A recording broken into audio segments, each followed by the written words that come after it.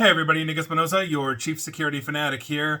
And in China news, China stole Google's AI secrets, or rather, somebody working for them pretty much did. Now, here's what's going on. There's a really good write-up in TechSpot by Rob Thubron on this one, and this one is not good because Google is now joining Samsung, Tesla, Apple, a railroad tech company, and a whole bunch more into a rather infuriating club, and that would be the Ripped Off Intellectual Property Club by China. Now, former Google software engineer Linwei Ding, who also went as Leon Ding, has been indicted by a federal grand jury for essentially stealing confidential AI tech while secretly working for Chinese AI firms. He even started a startup from China without Google even realizing, and we're going to get to that in a second here. So, obviously, Mr. Ding is basically a citizen of the People's Republic of China. He was residing in Newark, California, and there is another Newark outside of New Jersey, and he's been charged with 4 counts of theft of trade secrets. Now, the indictment states that essentially he transferred confidential Google information from Google's infrastructure to his personal account while secretly working for 2 China-based firms within the AI industry. The same thing essentially happened at Tesla, where one of their Chinese nationals that was working for them essentially uploaded their entire AI self-driving system to his iCloud account and then basically went back home and started working for Tesla's competitor.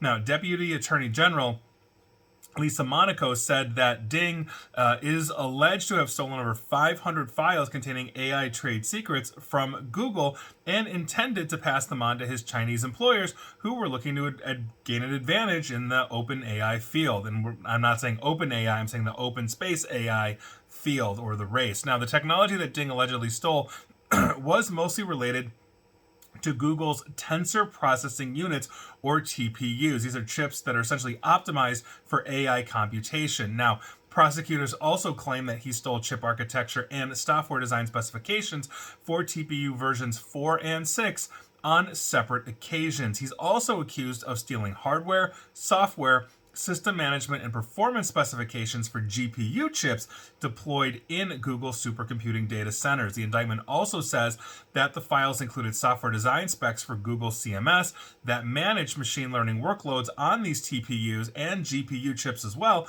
in their data centers. So Ding is also said to have transferred the files to his personal Google Cloud account. So in other words, he's leveraging Google's own cloud. Google, aren't you data mining this stuff? You didn't see it? So he was using his own personal Google Cloud and moving all of this stuff there between basically May of 2022 through May of 2023.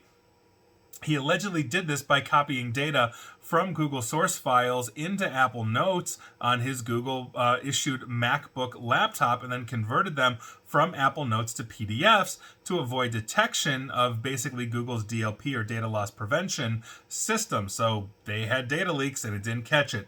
Now, prosecutors also said that Ding, without Google's knowledge, launched his own startup in China and had colleagues back here in the United States swipe his access, like his door badge, at Google's offices to essentially make them think that he was still there and conceal the fact that he was literally back in China.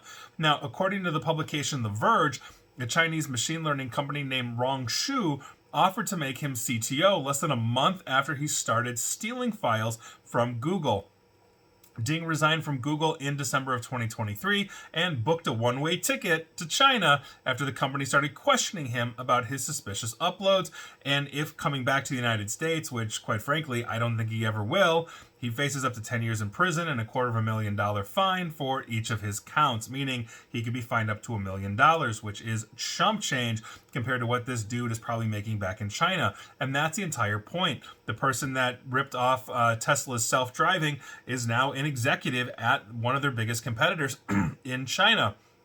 Same thing happened to Apple, same with Samsung, and on and on and on. I think the world really has to collectively get together and put pressure on China because they keep ripping off intellectual property to basically do it in-house, to build their own stuff, to isolate themselves from the world, and also become a dominant player. They're doing it in biotech. They're doing it in you name the field right now when it comes to technology. This is a global problem that we have, and when we have basically intellectual property, unique creations being made by the Googles, Apples, whoever's of the world, and it's getting ripped off, and there's little to no repercussion. Try, extraditing this guy from China, try suing him in China. We've got a very serious problem on our hands, and it's time we address it. So there you go. Write your local Congress member for whatever good it'll do, but this is not going to be the last time we hear about this. It won't be the last time I talk about that, and this kind of sucks. And please like, share, follow me here on Facebook and Twitter at NickAESP. And please feel free to subscribe to me at YouTube as well, where hopefully none of my information or intellectual property will be ripped off by China. And as always, stay safe, stay online, and please, just please, attempt to stay private. Thanks, everybody.